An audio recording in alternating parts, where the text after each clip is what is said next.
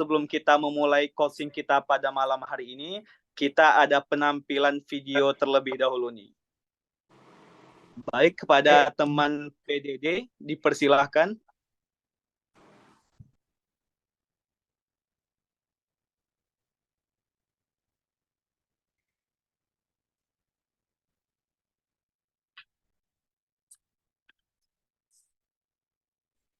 Baik, sebelumnya apa subscribe-nya sudah kelihatan? Oke, sudah aman, Kak?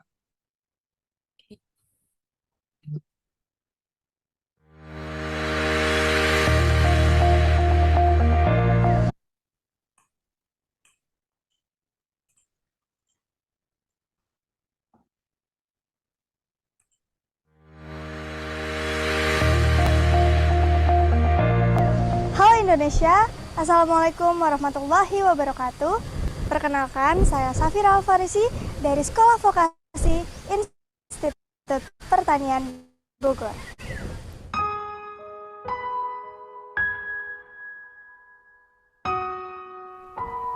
Saya merupakan anak pertama dari 7 bersaudara. Lahir dari keluarga yang sangat sederhana, namun penuh cinta dan kasih sayang. Ayah saya bekerja sebagai kuli bangunan dan ibu saya sebagai ibu rumah tangga. Mereka berdua adalah role model bagi saya.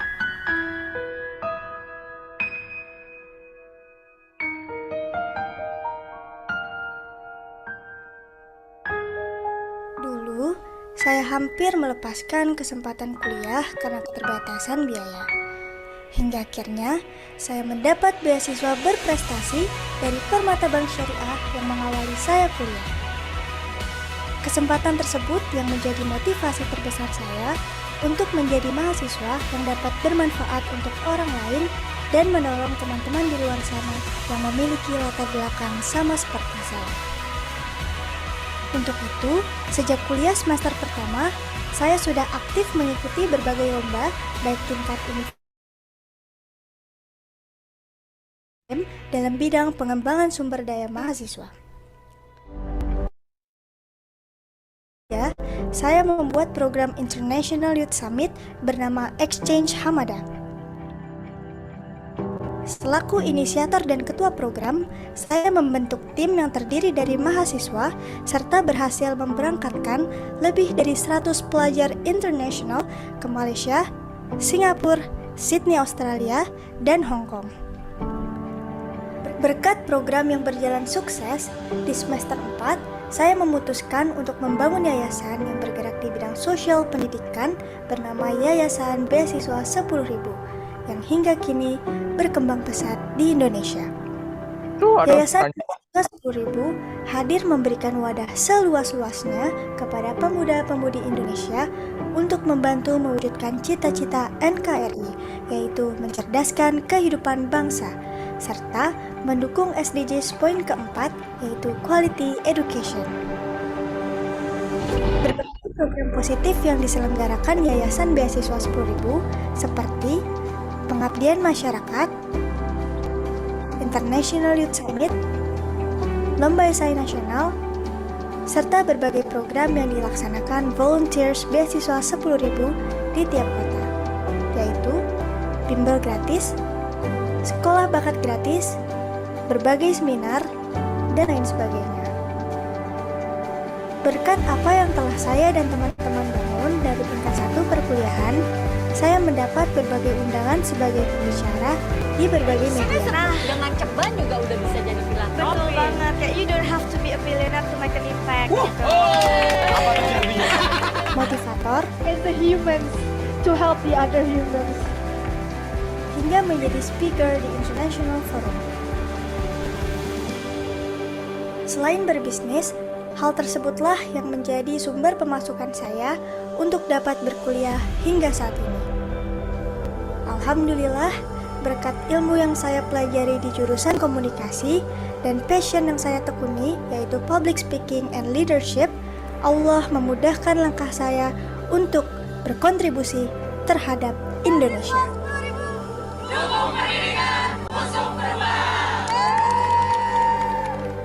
Seluruh kegiatan yang saya lakukan dilakukan dengan tujuan untuk memberikan kebermanfaatan dengan seluas-luasnya. Karena saya percaya mahasiswa berprestasi bukanlah mereka yang memiliki banyak prestasi untuk pencapaian dirinya sendiri, tetapi mahasiswa berprestasi adalah mereka yang mampu memberikan kontribusi dan kebermanfaatan bagi lingkungan sekitarnya agar dapat ikut berprestasi dan berkembang. Saya, Safira Alfarisi, sekian dan terima kasih.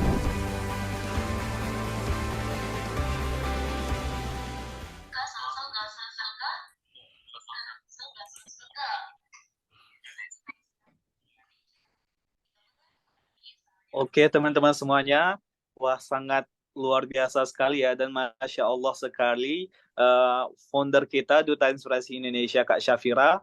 Semoga kita bisa menjadi salah satu seperti beliau. Amin, amin ya Rabbal Alamin. Oke, teman-teman semuanya, selanjutnya kita beralih ke sesi selanjutnya, yaitu pembacaan CV oleh narasumber kita pada malam hari ini. Oke, kepada teman-teman PDD dipersilahkan.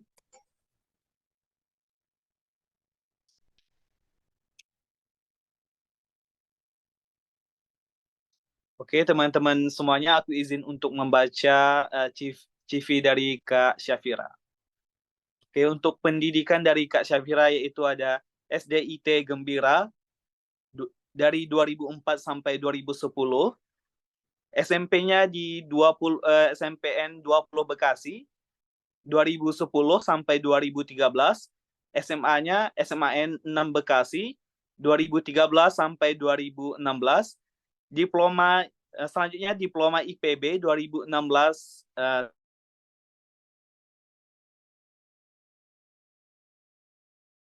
ada Ketua Umum Paskibraka SMPN 20 Bekasi. Selanjutnya Ketua Umum OSIS SMPN 20 Bekasi, Ketua Umum Generasi OSIS Sekota Bekasi, Ketua Pelaksana di beberapa event, Koordinator OSIS Sekretaris Bidang 10 SMAN 6 Bekasi. Selanjutnya ada Agent of Change Giz Gomen. Selanjutnya ada Duta Lingkungan SMAN 6 Bekasi. Selanjutnya ada Satuan Petugas Anti Narkoba. Selanjutnya ada founder dan CEO Exain Hamada. Selanjutnya ada International Youth Summit Malaysia, Singapura 2017, Sydney Australia 2018. Selanjutnya menjadi BEM IPB di 2017. Selanjutnya menjadi President of Beasiswa 10.000 dan founder Yayasan Beasiswa 10.000. Selanjutnya ada award dan achievement yang telah didapatkan Kak Syafira, yaitu ranking 1 SMPN 20 Bekasi dan memasuki kelas unggulan. Selanjutnya yaitu ranking 1 SMAN 6 Bekasi dan ranking paralel. Selanjutnya ada juara 1 lomba Paskibra Puisi, Pidato, Cerdas Cermat, dan Debat tingkat nasional. Selanjutnya menjadi Best Presenting Icon of Communication IPB. Selanjutnya yaitu Best Delegate Indonesian Youth Action 2017. Selanjutnya Indonesia Delegate for Fully Funded German Scholarship. Selanjutnya Education for Power in Oxford University, London, United Kingdom. Selanjutnya yaitu kemampuan ada public speaking, MC formal atau non-formal, dan leadership dan teamwork. Oke, itulah tadi CV narasumber kita pada malam hari ini. Oke, teman-teman semuanya, kita selanjutnya beralih ke sesi selanjutnya, yaitu sesi yang kita tunggu-tunggu nih semuanya. Oke, selanjutnya ada penyampaian materi dari narasumber kita, yaitu Kak Syafira Alfarisi. Kepada Kak Syafira Alfarisi, waktu dan layar dipersilahkan. Oke, terima kasih banyak teman-teman semua. Aku izin buka kembali dengan salam. Silahkan buat yang nggak berkendala di mikrofonnya, bisa dinyalakan mikrofon dan jawab salam sesemangat mungkin. se-excited mungkin dan juga dengan senyum terbaik di wajah kalian. Bagi yang beragama Muslim silahkan dijawab, bagi yang beragama non-Muslim bisa menyesuaikan. Oke, Bismillahirrahmanirrahim. Assalamualaikum warahmatullahi wabarakatuh. Waalaikumsalam warahmatullahi wabarakatuh. Halo teman-teman semua. Kak Safira. Halo Kak Safira. Halo Kak. Banget ketemu Kakak. Halo Kak. Keren banget. Cantik banget sih. Masya Allah. Ini aku seneng Masya banget Allah. ngelihat batch 11 karena banyak sekali yang on cam dan juga pada senyumnya semeringah-semeringah banget nih di layar. Aku boleh izin salam lagi sekali, terus kalian jawab, abis itu dadah-dadah, say hi, dan aku videoin, boleh gak? Boleh? Boleh banget Kak. Boleh, Kak. Boleh. Nanti Boleh aku banget. Kak Safira. Aku titip videonya ke Kak Lala ya, nanti Kak Lala kirim ke grup. Oke. Ini aku tandain muka-muka yang excited dari awal ngejabat sampai akhir. Itu bakalan selalu kita tandain buat kasih fully funded baik program nasional maupun internasional ya. Yang mau silahkan do your best di Duta di masa jabatan 3 bulan ini. Oke, sekali lagi. Bismillahirrahmanirrahim. Assalamualaikum warahmatullahi wabarakatuh. Waalaikumsalam warahmatullahi wabarakatuh. Halo Kak Safira. Salam Kak Safira. Kak Safira. Halo Kak. Apa kabar teman-teman semua? Baik. Kak Safira. Gimana kabar? Safira gimana? Banget. Safira bagaimana Kak kabarnya? Alhamdulillah aku juga baik. Aku mau ngucapin makasih banyak teman semua yang on cam. Ini say hi aja ya, nggak usah direspon. Boleh off microphone lagi semuanya biar kondusif. Thank you so much for Danda, untuk Arvin, ada Ayu, ada Gede Yoga, ada Wulan, ada Aprilia, ada Alwi, ada Zaki, ada Nadia, ada Hasim. Wah, banyak sekali deh. Pokoknya makasih banyak teman-teman semua. Semoga semangatnya terjaga sampai akhir. Kalian bisa dapat banyak ilmu bermanfaat di Duta, di setiap coaching, dan menjadikan kalian semua pribadi-pribadi yang jauh lebih menginspirasi dari sebelumnya. Amin ya rabbal alamin. So di sini pertama-tama aku ingin mengucapkan salam hormat kepada pengurus pusat Duta Inspirasi Indonesia. Terima kasih kepada Dani Zaki, kepada Rian Yoga, dan kepada Lala Pusparilas untuk membangun yayasan kita bersama. Terus juga nggak lupa aku ingin mengucapkan terima kasih yang sebesar-besarnya kepada seluruh alumni Duta Inspirasi Indonesia batch 1 sampai batch 10, karena tanpa mereka Duta Inspirasi nggak akan seperti sekarang. Dan nggak lupa terima kasih juga kepada seluruh pengurus pusat dan fasilitator seperti PD, VPD, kakak-kakak HRD, dan lain sebagainya yang telah membimbing, membina, dan juga terus-menerus mengayomi adik-adiknya di Duta Inspirasi Indonesia. Last but not least, I would like to say thank you so much and welcome to all my family, Duta Inspirasi Indonesia batch 11, karena kalian adalah bagian dari kita sekarang. Semoga kalian bisa menjaga nama baik Duta, dan di tangan kalian Duta Inspirasi Indonesia semakin sukses, jaya, dan menebar manfaat.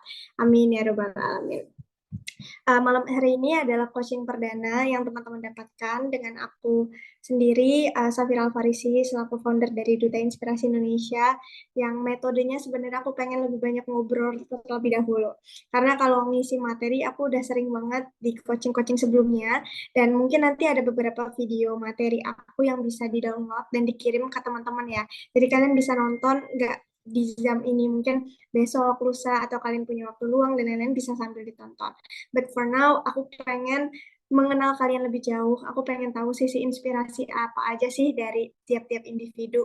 Kenapa Nina dari Aceh bisa kepilih? Kenapa Ariza dari Sumbar bisa kepilih jadi duta dan lain-lain. Aku pengen banget tahu hal inspiratif apa yang kalian punya dan goals apa sih sebenarnya yang mau kalian capai ketika kalian bergabung di duta ini. Karena ngomongin tentang Indonesia Emas 2045, itu kita ngomongin tentang anak muda. Dan anak muda itu ya berawal dari diri kita sendiri. Nggak banyak orang punya motivasi besar untuk memberdayakan sekitar. Dan kalian-kalian yang mau mengorbankan waktu, tenaga, energi, bahkan dana, dan sebagainya untuk hal-hal baik, untuk join komunitas kayak gini, itu adalah anak muda pilihan. Jadi pertama, kalian harus bersyukur sama diri kalian sendiri, karena nggak semua orang punya mindset kayak kalian, dan jangan berhenti sampai di situ. kembangkan lagi, jangan pernah puas, dan berikan apa yang udah kalian dapatkan ketika itu hal baik untuk sekitar kalian. So without any further ado, I would like to ask question buat teman-teman semua yang bisa jawab. Please to raise your hand. You can answer my question in Indonesia or you can also with English. Asal jangan pakai bahasa daerah aja, aku kurang ngerti takutnya. Ntar tiba-tiba pakai bahasa Medan, tiba-tiba pakai bahasa Sunda, liar, tengartos ya aku ya. Jadi boleh antara Indonesia atau Inggris aja. Silahkan siapin raise-nya. Aku pengen tanya satu orang, adakah di sini yang daftar Duta Inspirasi Indonesia lebih dari 5 kali? Kalau ada, please to raise your hand dan sampaikan jawabannya ke aku kenapa tetap mau daftar. Oke. Nih, aku lihat yang raise hand ada 3 orang. Or sekarang udah berkurang jadi 1, Rashidah Azahra. Oke. Silahkan boleh on mic, apakah Azahra udah daftar duta lebih dari 5 kali? Kak, sebelumnya saya baru mendaftar 1 kali, Kak. Dan alhamdulillah diberi kesempatan untuk menjadi keluarga besar Duta Inspirasi Indonesia. Oke, ini teman-teman fokus sama pertanyaannya dulu ya. Jadi boleh di lower hand lagi berarti. Aku pengen tahu buat yang udah pernah daftar lebih dari 5 kali, coba raise hand. Kalau nggak ada, berarti kita mundurin angkanya. 4 kali, ada? Kalau ada yang lebih daftar lebih dari 4 kali, coba raise hand. Kalau nggak ada, aku turunin jadi 3. Yang udah daftar Duta Inspirasi Indonesia lebih dari 3 kali, coba boleh raise your hand. Dan aku mau tahu jawabannya. Raise hand-nya pakai emot aja ya, nggak usah manual. Oke, sekarang coba aku mau tahu yang lebih dari 2 kali. Coba raise hand. Oke, yang lebih dari 2 kali. Nah, ini ada Fadirah Fauzi dari Aceh. Oke, halo Muhammad Fadirah. Halo Kak, selamat malam. Selamat malam, Fadirah dari Aceh. Acehnya di mana? Acehnya itu di Aceh Timur. Aceh Timur, oke. Salam kenal, boleh diceritain kamu daftar Duta Inspirasi lebih dari berapa kali dan apa alasan kamu mau tetap daftar lagi sampai akhirnya terpilih?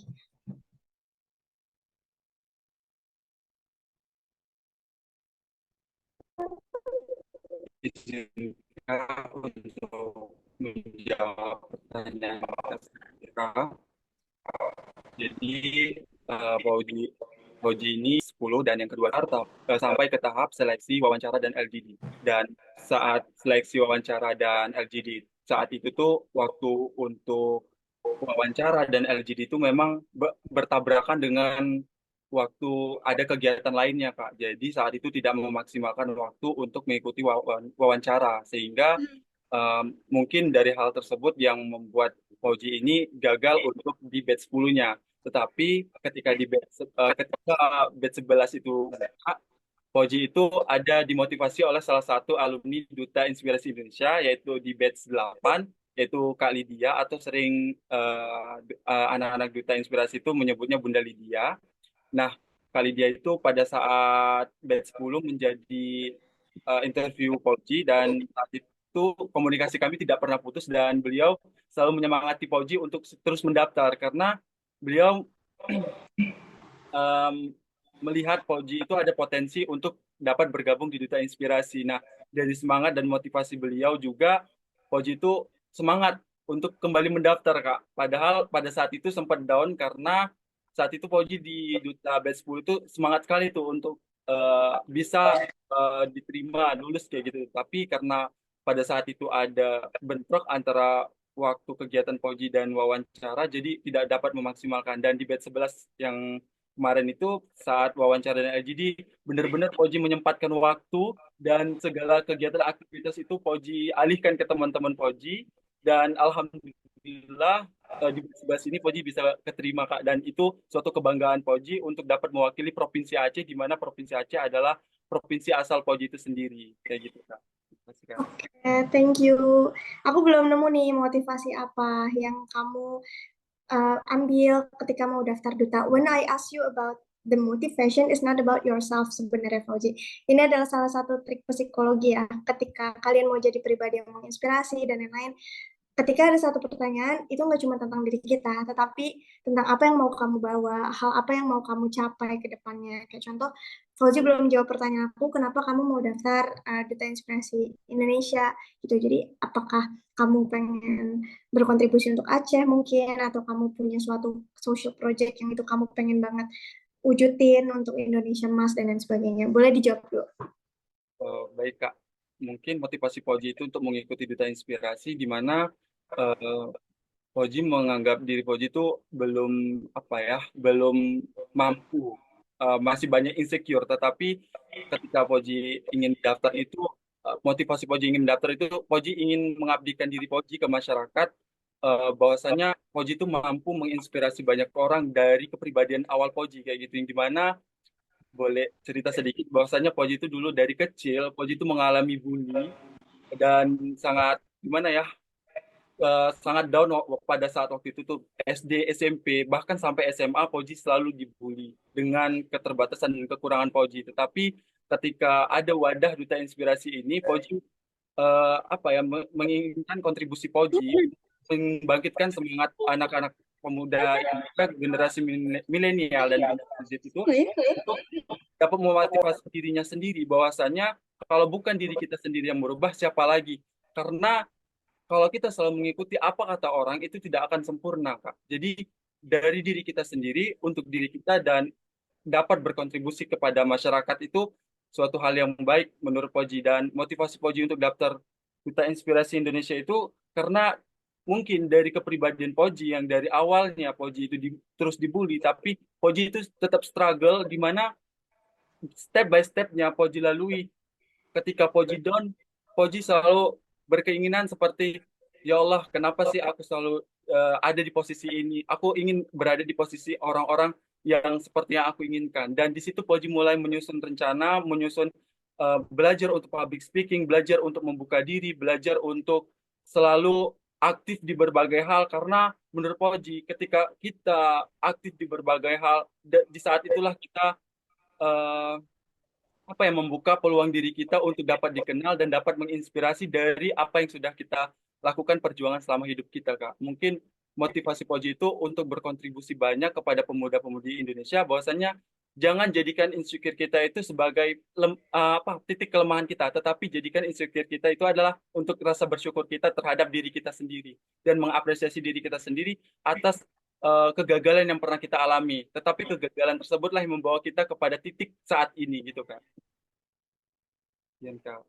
Oke, keren. Kasih tepuk tangan dulu dong semua untuk Fauzi dari Aceh. Nah, aku senang ketika teman-teman dikasih pertanyaan, kalian jawabnya itu dengan tegas, dengan lugas, jangan malu-malu, singkat, padat, jelas, it could be better. Nah, dan setiap nanti sesi diskusi kita, kurang lebih 30-45 menit ke depan, feel free to chat ya teman-teman. Jadi kalian boleh banget ramein kolom komentar, jangan ngerasa canggung ketika banyak chat, justru aku semakin senang. Aku semakin semangat kalau kalian saling menginspirasi dan saling mengapresiasi. Kayak contoh, tadi Alwi bilang, Masya Allah Kak Fauzi, semangat Kak Fauzi, dan lain-lain. Ada yang mau disampaikan, ada yang mau saling nyemangatin, saling support. Nah, itu adalah ciri khas Duta Inspirasi dari batch awal. So, feel free to ramein kolom chat. Nah, aku akan kasih banyak pertanyaan, dan aku minta kerjasamanya buat teman-teman semua untuk jawab pertanyaan tersebut singkat, padat, jelas. Kalau bisa, satu orang maksimal 1,5 menit. Tapi ketika itu pertanyaannya memang harus di-elaborate secara panjang, ya kalian sesuaikan aja. Sehingga banyak orang di sini dapat kesempatan untuk sharing, dan aku punya banyak kesempatan untuk ngobrol sama kalian. So, boleh lower hand lagi semua, yang paling cepat akan aku kasih kesempatannya. Siapa di sini yang berani untuk cerita hal inspiratif apa yang udah kalian lakukan dan itu berkontribusi secara nyata di kampus kalian, lingkungan sekitar kalian, atau dimanapun kalian berada, baik online maupun offline. Kayak contoh, Kak, aku bangun bisnis sama teman-teman aku, dan ini udah terkenal di daerah aku, misalnya. Atau Kak, aku bangun yayasan juga dari usia aku muda, dan lain-lain, dan ini manfaatnya. So, aku kasih kesempatan 2 orang, 1 cewek dan 1 cowok. Mulai dari perempuan dulu kali ya, gantian. Aku lihat yang paling cepet raisen ada Putri Khalifah dari Lampung. Kayak silahkan to tell your story, Putri. Oke, baik. Terima kasih Kak Safira untuk pertanyaannya. Jadi kalau aku dari kampus ya, maksudnya jadi singkatnya, jadi pada tahun kemarin itu saya masuk BEM dan itu kan kampusnya masih kecil, alhamdulillah maksudnya masih kecil, kemudian belum terlalu besar. Jadi pada proses BEM ini saya menjabat sebagai Menteri di Dalam Negeri. Nah, pada program saya ini saya mengajukan suatu ada BEM lagi, BEM fakultas namanya kan, BEM fakultas. Nah, kemudian alhamdulillah sudah terselenggara kemarin sekitar bulan Juli atau ya, itu sudah dilantik dan alhamdulillah sudah ada kemajuan. Jadi pada kampus saya sudah ada BEM fakultas untuk yang pertama kalinya. Jadi pada yang fakultas-fakultas yang lain itu belum ada. Nah, sejauh ini itu supaya apa? Supaya ada struktural yang lebih tertata lagi untuk kampus saya. Jadi untuk kemajuan kampus saya, alhamdulillah ya ini yang sudah saya selenggarakan meskipun tidak sendiri dan bersama teman-teman yang lainnya. Mungkin karena kita tidak bisa sendiri, jadi harus bersama teman-teman yang lainnya. Mungkin itu Kak Safira yang sudah saya. Keren, berarti Putri juga termasuk aktivis kampus ya, berarti organisatoris, keren. Aku juga senang banget ketika ada perempuan-perempuan yang berusaha untuk terlibat aktif, baik itu dalam kampus, organisasi, dan lain sebagainya. Karena ya, perempuan juga harus menunjukkan peranan ya, Putri. Dan good for you ketika kamu mencetuskan pertama kali ada BEM fakultas. Tadi juga cerita Fauzi bagus kenapa alasan dia join di Duta, karena awalnya dia dibully, dia punya insecurity, dan akhirnya dia mau coba buktiin kalau ketika kita punya ketakutan atau insekuritas jangan jadiin itu kelemahan, tapi justru kita jadiin motivasi untuk jadi lebih baik. Jadi balas celah bukan dengan celah lagi ya Fauzi, tapi balas celah dengan karya. Oke, good. Terima kasih, kasih tepuk tangan dulu dong untuk Putri. Next question, aku mau kasih kesempatan buat cerita dari Ariza, Sumatera Barat. Silakan. Selamat malam. Terima kasih atas kesempatannya. Sebelumnya suaraku masuk nggak, Kak? Masuk, jelas. Baik, terima kasih Kak Safira. Aku excited ini bertemu dengan Kakak. Untuk kisah inspirasi yang pernah aku lakuin itu, aku pernah ikut pengabdian masyarakat, itu gerakan Undip Mengajar namanya Kak. Dan ketika aku diterjunkan ke beberapa daerah, yang emang daerah itu untuk masalah pendidikannya masih kurang, baik itu dari segi kualitas anak-anaknya ataupun dari segi kualitas sarana prasarananya gitu. Nah, untuk sasaran ini aku menemukan sebuah permasalahan yang mana permasalahannya ini anak kelas 6 SD masih ada yang nggak bisa baca gitu. Nah, terus aku coba follow up lagi ke guru-guru yang ada di sana, dan emang guru-guru ini menyarankan untuk ke orang tua si anak ini untuk ikut program SLB gitu. Nah, yang jadi pertanyaan buat aku, kenapa udah 6 tahun dia bersekolah di sekolah dasar ini, kenapa baru sekarang gitu ada follow up tindak lanjuti dari guru tersebut. Nah, ketika aku mencoba untuk mendekatkan diri secara individu ke anak tersebut, emang sih Kak, dia mungkin kayak apa ya, untuk membaca dia nggak kenal huruf dan lain-lain sebagainya. Dan ini yang membuat aku berpikir bahwasanya pemerataan pendidikan itu emang belum merata. Dan untuk hasil dari pengabdian itu udah kami audiensikan ke dinas pendidikan terkait, dan tanggapan dari dinas dari dinas pendidikan itu tidak sesuai dengan ekspektasi kami gitu. Mungkin mereka seakan-akan menyalahkan peran seorang guru, bahwasanya program yang dibawakan oleh Kemendikbud sekarang harus segera diupdate gitu. Sedangkan untuk anak-anak yang tertinggal ini tetap jauh di belakang itu Kak. Terus yang kedua, aku juga pernah mendirikan sebuah platform bisnis, cuman sekarang gara-gara kesibukan kuliah agak mandat atau agak mati suri istilahnya, aku mendirikan platform Anjemin You atau antar jemput, dan ini anggotanya udah ada 8 orang untuk partner-partnernya. Mungkin itu sih Kak dari aku, karena aku juga berasal dari keluarga yang menengah ke bawah lah gitu. Terima kasih Kak. Okay, thank you for sharing, Ariza. But before that, I want to ask you a question. Are you nervous? Lumayan grogi Kak.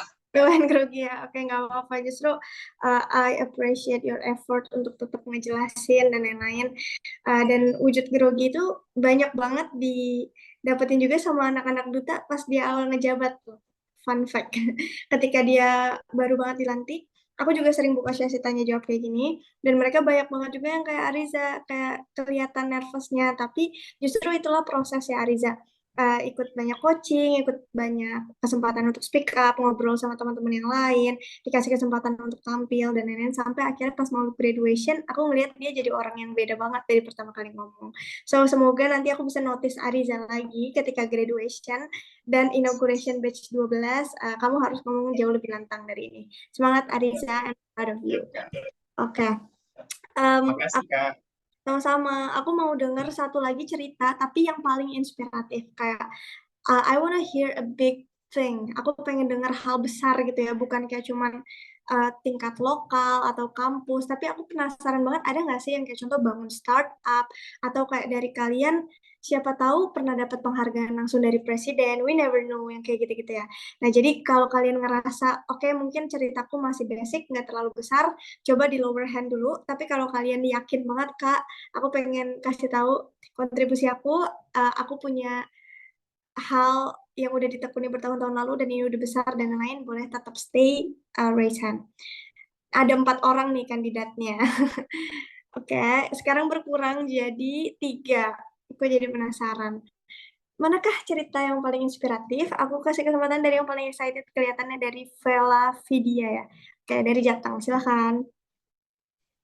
Halo Kak, selamat malam. Halo, malam.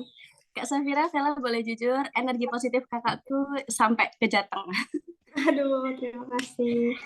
Iya Kak, mohon izin untuk menyampaikan aspirasi dari Vela. Alhamdulillah Kak, sebenarnya aku nggak terlalu paham juga ini salah satu pencapaian yang besar atau impact yang besar atau enggak. Tapi alhamdulillah sejak 2019 itu awal aku kuliah, aku mendirikan suatu usaha Kak, yaitu namanya Klemira Konveksi, yang dimana itu bukan hanya sekedar usaha, tapi salah satu pemberdayaan masyarakat atas dasar di lingkungan Vela itu, karena kami orang kampung ya Kak, banyak banget ibu-ibu yang stay di rumah, at least suaminya yang bekerja gitu, dan banyak dari mereka itu menjadi tim gibahers gitu loh Kak Safira. Jadi kayak iya, kayak banyak yang menggibah. Terus banyak juga di kampungku itu perempuan lulusan SMP, SMA, mereka tuh tidak melanjutkan sekolah, menikah ya karena kondisi ekonomi keluarga dan tingkat pendidikan yang tidak terlalu tinggi atau mungkin kepekaan terhadap pendidikan rendah gitu Kak. Dan alhamdulillah Vela bersyukur Vela adalah satu-satunya ketika bukan satu-satunya ya, mungkin bisa jadi pertama kali generasi perempuan di kampungku yang bisa kuliah dengan beasiswa. Itu. Nah, dari situ alhamdulillah dapat beasiswa bidik misi kala itu dari pemerintah. Terus Vela awal kuliah itu mikir, aduh aku udah dikuliahin nih sama negara. Apa ya yang bisa aku kasih juga ke negara dan nggak harus gede gitu, tapi di lingkunganku sendiri. Dan berdasarkan dari permasalahan tadi ya, melihat ibu-ibu, terus remaja perempuan setelah lulus kok mereka menikah, bukan berarti aku tidak mengindahkan kata menikah, tapi di posisi mereka masih berhak untuk ya mengeksplor bahkan bisa bekerja secara layak gitu. Nah, dari situ aku menggali potensi ibu-ibu dengan menjahit Kak Safira. Jadi aku ya karena ibuku bisa menjahit gitu, aku mengajak ibu-ibu yang ada di kampungku untuk yuk kita menjahit bareng, kita bikin usaha bareng gitu. Karena aku masih mahasiswa dan target marketku juga mahasiswa. Teman-teman bisa cek nanti di Instagramku ada @klemira_konveksi. Itu salah satu pemberdayaanku untuk masyarakat sekitar sampai di 2023 ini. Harapannya seperti Kak Safira, tidak hanya setahun 2 tahun, bisa selamanya. Vela, jujur Kak Safira, Vela benar-benar merasa tercerahkan lagi ketika kemarin sama HRD. Ada salah satu HRD itu ngendikan ya, bilang Kak Safira pernah juga bilang, kita tidak bisa hidup selamanya, tapi kita bisa bikin karya yang hidup selamanya. Itu langsung kayak aduh aku pengen nangis ketika mendengar itu, dan alhamdulillah. Terus dari situ remaja perempuan yang tadi putus sekolah aku manfaatin juga untuk kita brand di Kelemira. Tidak hanya itu Kak, karena aku background studinya pendidikan bahasa Inggris, anak-anak dari ibu-ibu penjahitku atau bapak-bapak penjahit itu aku juga ajarin gitu untuk berbahasa Inggris. Jadi ya tidak hanya mengajak mereka dalam bekerja, tapi aku juga ya menularkan ilmu bahasa Inggrisku gitu agar impact-nya itu nggak cuma cuan gitu Kak. Nah alhamdulillah sampai saat ini dari Vela sendiri sudah mendapatkan beberapa dukungan dari pemerintah dan beasiswa juga dari beberapa lembaga yang mendukung tentang bisnis itu. Terasa ini ya Kak ya, kayaknya nggak mungkin gitu pas awal kuliah aku bikin usaha, tapi alhamdulillah ya bisa bermanfaat buat orang-orang di sekitarku, buat diriku sendiri untuk menata masa depan ke depan. Dan senang aja. Selain itu sih di Kelemira tidak hanya memanfaatkan ibu-ibu atau sekitarku, tapi aku juga meng-hiring teman-teman mahasiswa untuk bisa menjadi mitra dan reseller. Banyak Kak teman reseller itu yang mereka dengan jadi ini partnernya Kelemira, yang awalnya dia kuliah nggak punya motor, bisa beli motor sendiri, dan itu ya ampun aku sangat terenyuh. Ada juga yang mohon maaf Kak, dia dari keluarga broken home, dia bisa melanjutkan kuliah dengan join di Kelemira. Itu sih Kak, kebahagiaan terbesar bukan tentang uang kalau menurut Vela, tapi tentang bagaimana usaha yang kita lakukan itu berimpact besar bahkan di luar jangkauan. Itu sih Kak. Begitu Kak Safira, terima kasih banyak teman-teman. Thank you Vela. Berarti tadi dari 2019 ya? Iya Kak, 2019. Berarti sekarang udah 4 tahun lebih ya berdiri. Betul. Iya, alhamdulillah kan. Kalau boleh tahu berarti konveksinya itu untuk mencetak apa aja tuh, Vela? Kalau di Kelemira Konveksi fokus untuk pembuatan PDH, kemeja, wearpack, kaos, jaket, atribut sekolah. Kalau nama saya kan Vela Vidya Pravisda, Kak Safira, itu Vidya sendiri dalam bahasa Sanskerta kan pendidikan, dan saya sekolah di pendidikan. Dari situ Vela tuh pengen membuat bisnis yang tidak jauh dari kata pendidikan. Harapannya selain aku dekat dengan bisnisku, aku juga dekat dengan teman-teman mahasiswa. Senang banget Kak Safira ketika ada customer dari teman-teman kampus, mereka pesan PDH di Kelemira, terus PDH-nya dipakai untuk untuk lomba, terus mereka dapat penghargaan, ikut kegiatan sampai ke luar negeri. Itu kayak ya ampun, semoga bisa jadi amal jariah yang kami jahit bersama ya, gitu Kak. Iya, paham banget rasanya. Dan berarti sekarang karyawannya udah berapa tuh, Vela? Alhamdulillah ada 15 Kak. 15 karyawan. Dan berarti Vela selaku CEO dan owner konveksinya. Oke, it's very inspiring. Boleh kasih tepuk tangan dulu dong teman-teman untuk Vela. Ini ada Rian nggak ya di sini? Biasanya Rian juga sering dengar coaching duta nih bareng sama aku. Tapi tadi Rian juga habis ikut Zoom sebelum ini sih. Coba aku tes dulu. Halo, ada Rian nggak? Rian? Halo Rian. Kalau misalnya nggak ada, nanti aku coba kenalin Vela ke Rian, karena pas banget Duta Inspirasi Indonesia itu juga pengen kita bikin official merchandise yang kita publish ke publik, kita jualin juga ke e-commerce, sehingga anak-anak alumni Duta Inspirasi Indonesia kan banyak banget ya, ada 800 orang, baik batch 1 sampai batch 9, siapa tahu ada yang pengen punya topi duta, atau mereka berangkat kerja pakai jaket duta, gitu-gitu. Kita jual sweater, crew neck, t-shirt, tote bag, dan lain-lain. Jadi kita jualan tapi sekaligus juga pengen berdonasi, sehingga kayak sekian persen dari income penjualan nanti kita alihin dalam bentuk beasiswa inspiratif yang kita kasih di Duta Inspirasi Indonesia gitu. Nah, siapa tahu nanti kita bisa kerja sama Konveksi Vela. Aku nggak tahu, nanti mungkin bisa rapat sama pengurus pusat nanti nextnya ya Vela ya, aku settingin Zoom meeting sama Rian Laladani, siapa tahu bisa bantu usaha Vela juga, tapi kita bisa berkarya bareng-bareng, dan kalau misalnya semua atributnya dipakai anak-anak duta, kan juga kebanggaan tersendiri ya buat Vela, bisa menyandingkan bisnis pribadi dengan juga organisasi saat ini. Oke, so thank you so much for sharing. dari Vela, semoga usahanya makin lancar, makin sukses, karyawannya makin banyak, omsetnya makin besar, dan makin bisa memberikan banyak kebermanfaatan untuk sekeliling. Amin ya rabbal alamin. Oke, sekarang aku pengen kasih kesempatan sama teman-teman semua untuk balas semua pertanyaan aku di kolom chat ya. Jadi siap-siap untuk mengetik umur kalian saat ini berapa tahun. Boleh ketik bareng-bareng di kolom chat.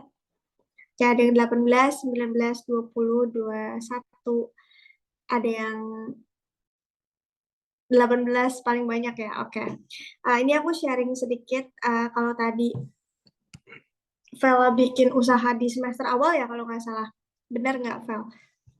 Yang konveksi itu semester 1 ya kalau nggak salah.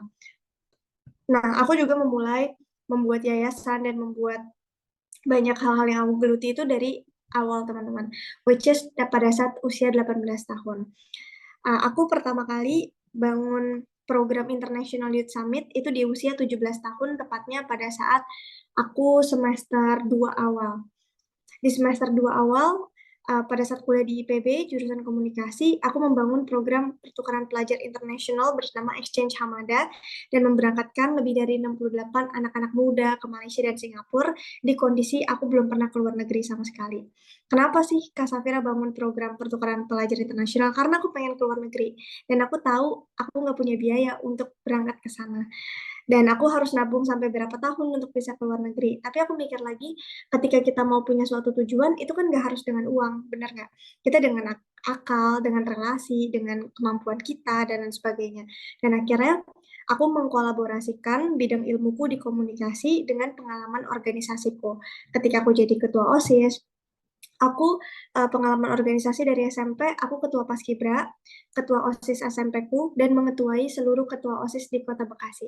Jadi di Kota Bekasi itu ada ketua OSIS, sekretaris, bendahara, dan lain, dan tergabung ke dalam satu organisasi besar namanya Genosi, Generasi OSIS Kota Bekasi, dan aku perempuan mengetuai generasi OSIS Kota Bekasi di periode tersebut. So I learned so much, so many things about organization. Emang langsung bisa Kak jadi ketua pada umur itu? Jawabannya pasti enggak. Ada nervousnya juga, ada deg-degannya mimpin banyak orang, apalagi yang sudah senior-senior, ada banyak takutnya, banyak salahnya, but once again, it's a part of process. Nggak akan ada orang yang ujuk-ujuk langsung bisa, bener nggak? Nggak akan ada orang yang ketika sekali percobaan langsung sempurna dan langsung berhasil. Justru salah, gagal, miskomunikasi, dan lain-lain itu adalah bentuk kita justru berproses dan bertumbuh. Sehingga pada saat usia 17 tahun di semester kedua, aku bangun program pertukaran pelajar pertama bernama Exchange Hamada. Aku menggunakan platform Instagram pada saat itu. Hanya dalam 2 bulan kita berhasil mengumpulkan dana lebih dari 200 juta untuk memberangkatkan anak-anak muda ke luar negeri secara gratis, dan beberapa dari mereka itu self-funded. Nah, di usia 18 tahun, itu semester kedua akhir mau ke semester 3, program pertama berjalan lancar, aku lanjut bikin program ke Sydney, Australia. Langsung tuh loncat dari Malaysia, Singapura, langsung ke Australia. Dan itu adalah program kedua yang aku bikin, alhamdulillah berjalan sukses. Satu orangnya pada saat itu membutuhkan dana untuk berangkat 25 juta. Dan kita bisa memberangkatkan lebih dari 23 orang. Semuanya gratis, kecuali self-funded cuma 2 orang. Itu adalah hal yang aku lakukan pada saat aku usia 18 tahun. Jadi aku mengumpulkan dana bersama teman-teman lewat Instagram. Hanya dalam 2 bulan kita bisa nge-achieve lebih dari 500 juta. Karena waktu itu komunitas pemuda belum banyak. Karena waktu itu kompetitor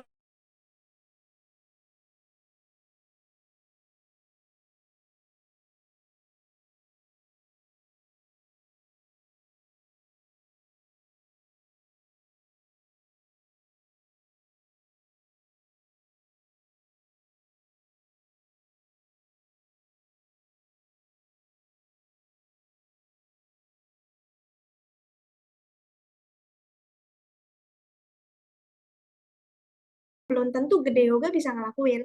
Apa yang dilakuin sama Suci, belum tentu Ibnu dari Kalimantan Tengah bisa ngelakuin. Dan find your uniqueness, find your special things, and be the best version of yourself.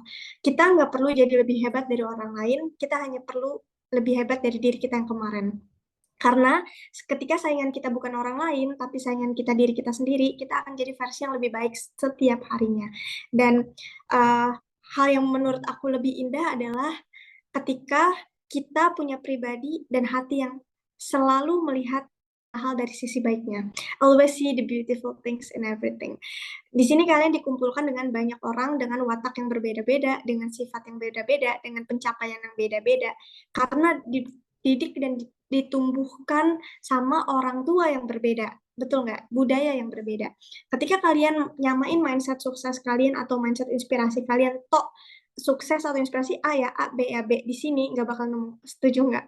Karena bisa jadi hal besar yang udah dilakuin sama teman-teman kalian di pelosok itu dianggap biasa aja sama kalian yang di Jawa Tengah, di Jawa Barat, Jawa Timur, dan lain-lain. Dan ketika kalian menganggap kecil pencapaian seseorang, disitulah kita letak sombongnya, teman-teman. Dan untuk menjadi pribadi yang menginspirasi, jauhin kata sombong. Rangkul semuanya, lihat perbedaan itu sebagai suatu hal yang indah. Lihat perbedaan itu sebagai hal untuk kita belajar. Pencapaian teman-teman kita justru adalah modal kita untuk belajar. Ketika itu lebih besar dari pencapaian kita, jadikan itu motivasi. Tapi ketika itu kalian ngerasa lebih kecil dari pencapaian kalian, ya support.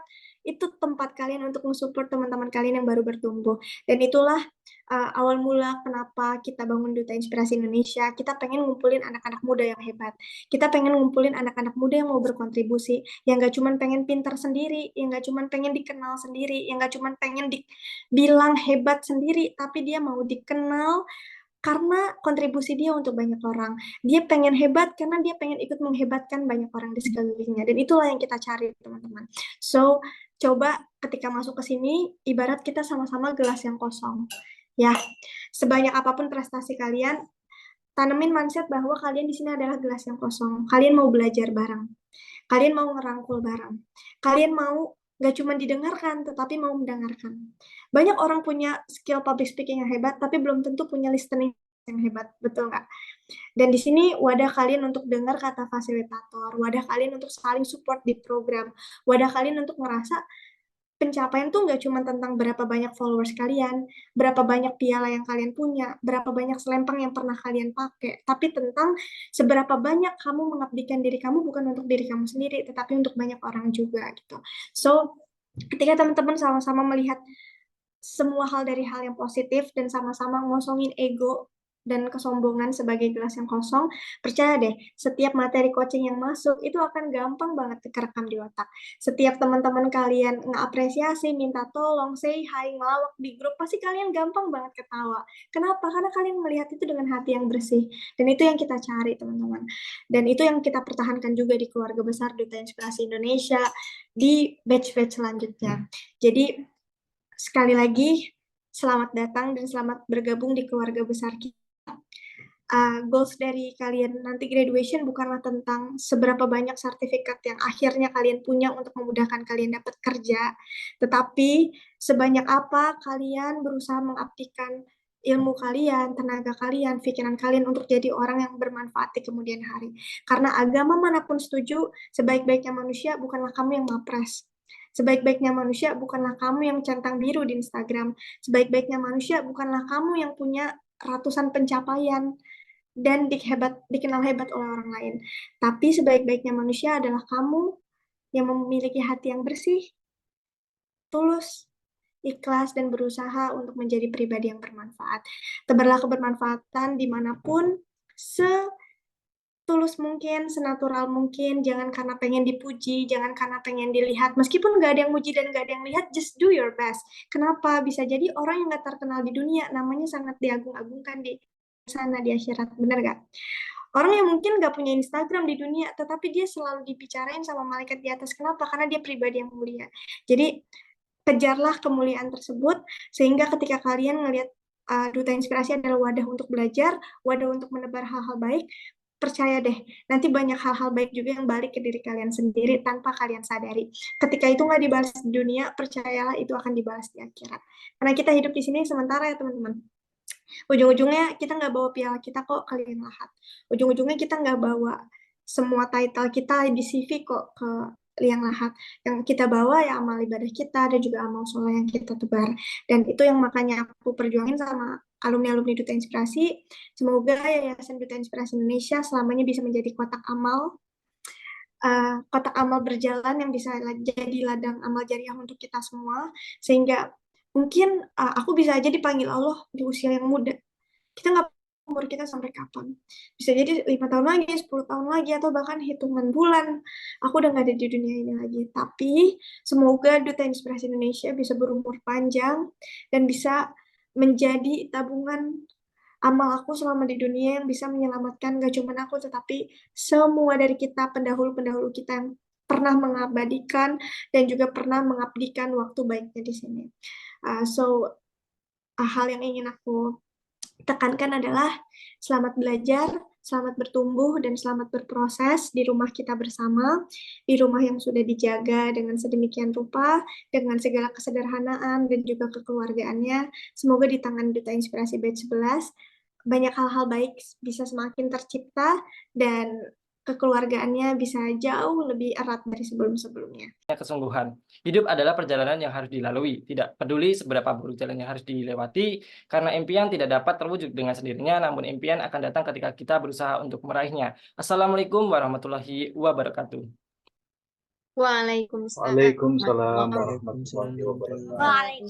Waalaikumsalam warahmatullahi wabarakatuh. Salam sejahtera bagi kita semua. Salam swastiastu, namo buddhaya, salam kebajikan. Alhamdulillah, alhamdulillahirabbil alamin. Wassalatu wassalamu ala asrofil anbiya'i wal mursalin wa ala alihi washabihi ajmain amma ba'du.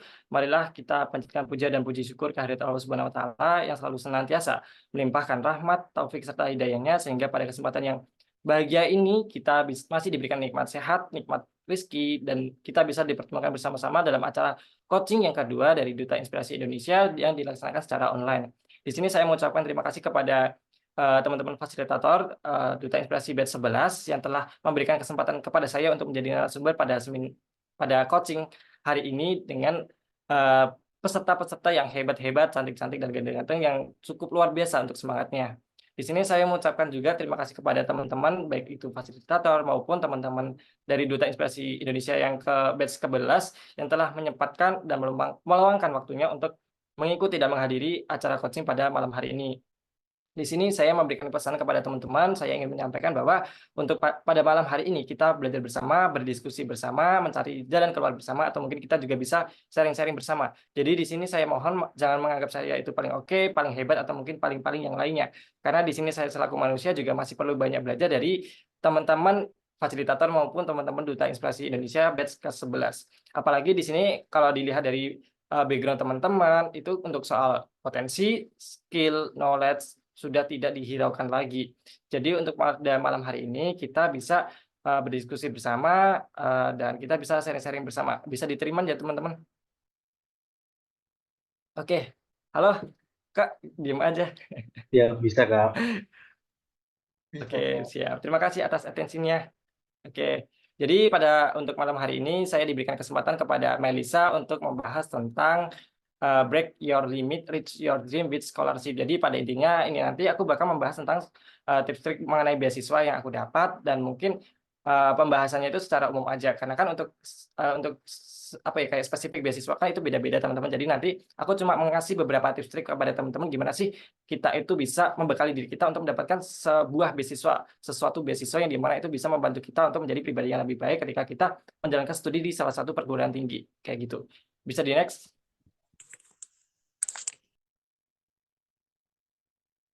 Oke. Let me introduce myself. My name is Alvin Duna Femianto. Teman-teman bisa memanggil saya Alvin. Saya bertempat tinggal di Solo. Mungkin dari teman-teman yang ingin yang mau ke Solo atau mungkin ketika di Solo bisa menghubungi saya. Nanti kita bisa ngopi-ngopi bareng atau mungkin kita bisa berdiskusi bareng sebelum saya melanjutkan studi di salah satu perguruan tinggi kayak gitu. Jadi kemarin alhamdulillah saya diterima beasiswa LPDP teman-teman untuk prodi S2 Ilmu Hukum dengan tujuan universitas ada 3, ada Universitas 11 Maret, ada Universitas Gadjah Mada, sama Universitas Airlangga di Jawa Timur kayak gitu. Kemudian alhamdulillah saya juga dinobatkan sebagai Mawapres UT pada tahun 2020 dan 2021. Jadi saya dinobatkan sebagai Mawapres tadi selama 2 tahun, kemudian menjadi Duta Inspirasi Indonesia di Provinsi Jawa Tengah, kemudian menjadi Outstanding Influencer dan award award 4 scholarship selama perkuliahan S1 kemarin. Seperti itu. Bisa di next. Oke, jadi sebelum memasuki pembahasan di sini saya sempat viral juga teman-teman di tahun kemarin kan untuk pengumuman beasiswa LPDP kan di tanggal 7 November 2023. Nah, kemudian karena saya sama ibu itu kan tempat tinggalnya itu kan beda-beda yang dimana ibu itu harus kayak nginep di salah satu apa ya kayak gubuk rosok beliau kan. Jadi aku sempat mengabari beliau itu ketika saya ingin berangkat bekerja kayak gitu. Nah, kemudian saya kayak aku ingin kayak apa ya sejenis men-tag video gitu loh buat kenang-kenangan barangkali buat apa ya buat bisa mengenang saya untuk kedepannya kayak gitu karena kan mungkin kenangannya itu kan tidak bisa berulang kali jadi di situ aku kayak sempat meng-tag video itu mendokumentasikan kemudian aku edit dan ternyata bisa viral nih di teman-teman yang dimana itu semua media sosial kemarin viral dan saya juga sempat diundang sama Brownies cuma aku belum mengiyakan karena kan itu undangannya terlalu dadakan yang dimana tanggal hari Selasa 3 sore itu diundang jam terus Rabunya aku disuruh berangkat kan nggak bisa jadi ya aku cuma bisa apa ya mungkin itu belum rezeki aku jadi saya tolak kemarin karena terlalu dadakan kayak gitu jadi di sini mungkin bisa menjadikan gambaran teman-teman bahwa ini adalah kisahku ketika aku mendapatkan beasiswa LPDP beasiswa S2 kemarin yang dimana viralnya itu karena aku seorang anak pemulung kayak gitu bisa di next. Oke, welcome to my profile, teman-teman. Aku punya keluarga yang sangat hebat. Aku lahir dari keluarga yang broken home, teman-teman. Aku hidup dengan 3 wanita hebat, ibu, adik, dan kakak perempuan. Sedangkan bapak dengan istri barunya. Walaupun sudah bercerai, alhamdulillah saya juga bisa menjalin hubungan baik dengan seorang bapak saya. Ibu bekerja sebagai tukang rosok yang dimana setiap dini hari, jam 2 pagi sampai jam 7 harus bergelut dan mengais mencari sampah di pinggir jalan. Setelah pulang, istirahat sejenak, kemudian harus memilah kembali dan membersihkannya untuk bisa dijual. Kemudian untuk adik dan kakak sebagai karyawan pabrik. Dengan berdampingan aku hidup dengan 3 wanita hebat, maka saya menegaskan bahwa wanita cantik sesungguhnya ialah wanita yang membangun kekuatan dari masalah, tumbuh kuat dengan doa, dan tersenyum selama berada dalam tekanan.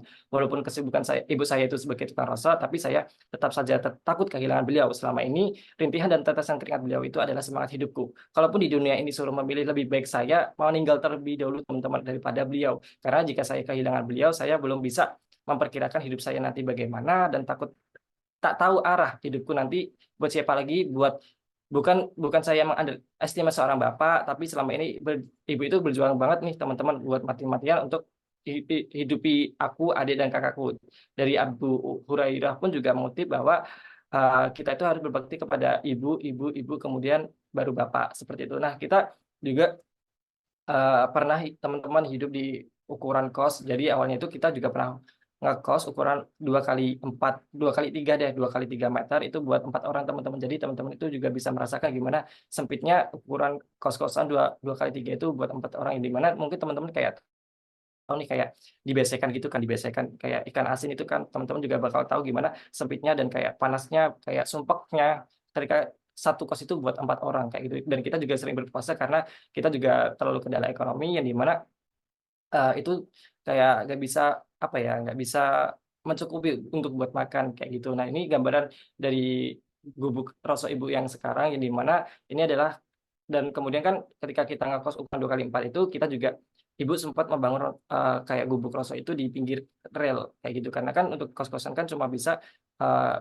apa ya untuk menyimpan sandang pangan papan aja kan cuma kemudian ibu memberanikan membangun gubuk rosok itu di pinggir rel kayak gitu. Nah kemudian ketika kita agak stabil nih perekonomian, kemudian kita memberanikan diri untuk membeli perumahan kayak gitu. Walaupun itu sederhana, walaupun itu masih kredit kayak gitu kan. Kemudian dengan kita membeli perumahan itu, kemudian kita langsung gubuk rosok ibu itu digusur teman-teman sama KAI kayak gitu. Kemudian di sini ibu langsung untuk menyewa juga kos-kosan walaupun itu kayak ginilah kayak sederhana gini jadi isinya itu cuma tempat-tempat yang kotor atau mungkin yang tidak layak untuk dihidupi untuk dihuni kayak gitu kemudian ibu manfaatkan untuk menaruh rosok jadi ibu itu nggak pernah tidur di rumah jadi beliau itu selalu tidur di rosok itu buat menjaga kayak kayak melindungi rosok dia itu untuk bisa lebih terlindungi lagi kayak gitu. Jadi beliau sehari-hari selalu di gubuk rosok itu kayak gitu. Makanya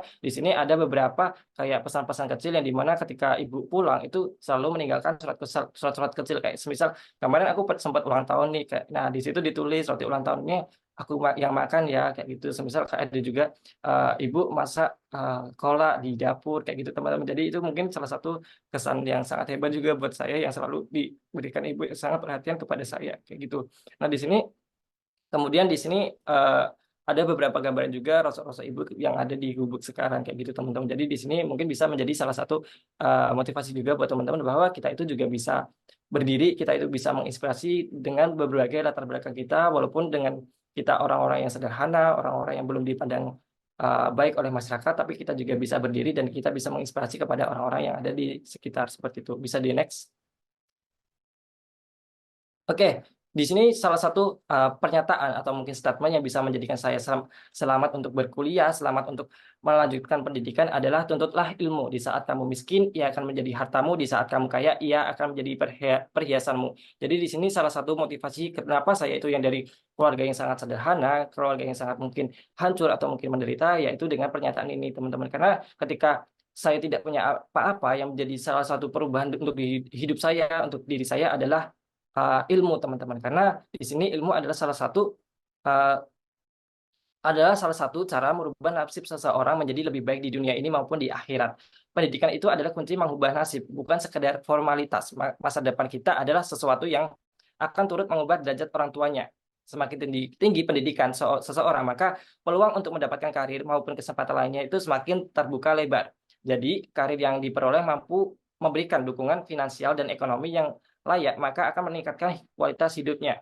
Orang yang berpendidikan tinggi itu, maka kadar keilmuannya akan semakin luas. Apalagi jika menuntut ilmu itu diniatkan sebagai bentuk ibadah kepada Allah semata, maka itu tidak hanya sekedar merubah nasib kehidupan di dunia saja, namun juga akan mengubah kehidupan di akhirat.